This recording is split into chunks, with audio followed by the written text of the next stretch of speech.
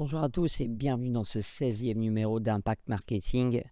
Alors aujourd'hui, nous allons voir, peut-être que vous devinez le modèle, la marque, on va parler de Renault. Alors pourquoi Renault tout particulièrement? Pour moi, Renault, avant, c'était vraiment une marque généraliste et je dois vous avouer que je ne jurais que par les voitures allemandes à l'époque. Aujourd'hui, depuis déjà quelques années, Renault a entamé une montée en gamme assez importante, notamment avec sa gamme électrique, qui est là ensuite déclinée sur d'autres modèles, a vraiment revu sa stratégie, créé des nouveaux services, enrichi l'expérience client et a complètement changé son branding. Donc justement, j'ai trouvé ça intéressant de parler de cette montée en gamme. J'aurais pu vous parler de Peugeot également. J'ai pris Renault puisque justement je suis passé chez Renault avec la Mégane E-Tech. Donc bref, on s'en fiche. Mais l'idée c'est de parler de quelque chose que je connais un peu plus. Donc Renault a vraiment commencé sa montée en gamme avec le plan Renault-lution. Révolution, un petit jeu de mots qu'on voit d'ailleurs souvent dans leur publicité. Et on va voir à travers 4 points comment ils ont réussi à monter en gamme toutes leurs marques. Enfin, la marque Renault en tout cas. Je ne parle pas bien évidemment de Dacia et des autres marques. Donc tout d'abord, ils ont vraiment créé une nouvelle identité de marque. Ce n'est pas uniquement le changement de logo, mais en fait le changement de logo, c'est juste une traduction d'un positionnement plus premium.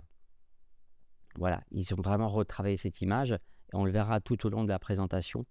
Donc, bien évidemment, ils ont changé de logo. Ils ont une communication qui va être plus orientée sur l'émotionnel et sur le storytelling. On verra plus en détail dans la partie communication. Et ils misent vraiment maintenant sur la modernité et l'innovation, sur tout leur modèle. Donc, ce qu'il faut retenir de ça, c'est qu'une identité visuelle forte renforce la reconnaissance de la marque et que l'émotion va créer une connexion durable avec le client. On n'est plus sur de la communication de prix uniquement, mais vraiment sur de l'émotionnel. Comment l'appliquer chez soi? Bien évidemment, refaites une identité visuelle. Si vous changez de positionnement, faut que tout soit cohérent en fait. La montée en gamme, c'est une question de cohérence vraiment. Développer des campagnes qui vont être plus basées sur le storytelling et communiquer clairement les valeurs associées à la montée en gamme. Il faut que le client comprenne pourquoi cette montée en gamme et par quoi elle se traduira. Alors justement, l'expérience client a vraiment été enrichie et aussi digitalisée.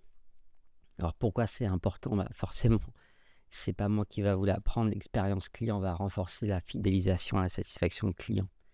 Donc c'est pour moi l'aspect clé de la prémonisation de la montée en gamme pour créer une expérience mémorable. Ce qu'a fait Renault, c'est qu'ils ont digitalisé une partie du parcours client. Ils ont gardé le plus important en physique, mais ils ont utilisé la digitalisation pour faciliter les choses, tout en maintenant un accueil premium et en formant les équipes. Là, ce que je voulais vous montrer, c'est que Renault imagine vraiment aussi des expériences 100% digitales avec le care service. Vous déposez en fait votre voiture, vous suivez toute l'intervention en ligne sans contact au préalable. Donc ça se fait par l'application Renault, par SMS, etc. Donc c'est encore en phase de test. Mais voilà, Renault essaye vraiment de digitaliser au maximum l'expérience client tout en la rendant simple. Parce que n'oublions pas qu'une expérience client simple pour le client, là où il aura le moins d'efforts à faire, c'est aussi c'est générateur de satisfaction client. Le taux d'effort est très important justement. Donc pourquoi c'est important? Parce que la qualité de l'expérience client va renforcer la fidélité et il faut digitaliser sans perdre l'aspect humain. Il faut vraiment créer cette synergie-là, c'est super important. Il faut que le digital soit au service de l'humain et pas l'inverse. Donc combiner efficacement le digital et le physique, maintenez toujours des standards d'accueil élevés, ne délaissez pas ce côté-là et formez régulièrement vos équipes.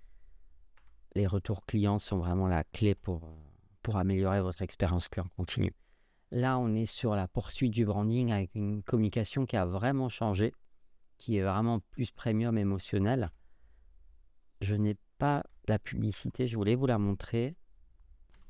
J'aime beaucoup cette publicité parce que déjà j'aime bien la musique et je la trouve très inspirée du savoir-faire français, du luxe, bardée d'histoire, etc. Donc c'est vraiment une publicité purement émotionnelle. Donc oui, ça change pas mal des communications plus tarifaires, pratiques, etc. On est vraiment sur une montée en gamme qui s'accompagne par une communication propre un peu aux voitures de ce créneau. Un peu comme la DS, hein, c'est un peu ce style-là. On est vraiment sur le côté chic français. Donc voilà, retenir le storytelling, encore une fois, super important. Des partenariats, créer des campagnes inspirantes, narratives et mettez pas mal d'émotion dans votre communication. Et enfin, dernier point, c'est la création de nouveaux services.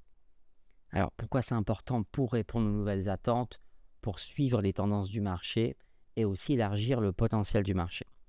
Parce que vous allez capter des nouveaux clients avec ces nouveaux services.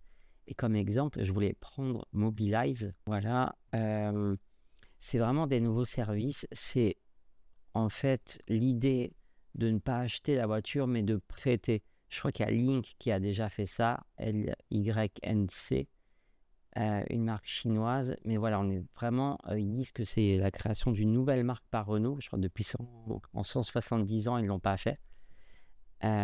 Donc ça correspond vraiment à des nouveaux usages, comme par exemple le fait de ne pas posséder de véhicule, mais de payer uniquement à l'usage.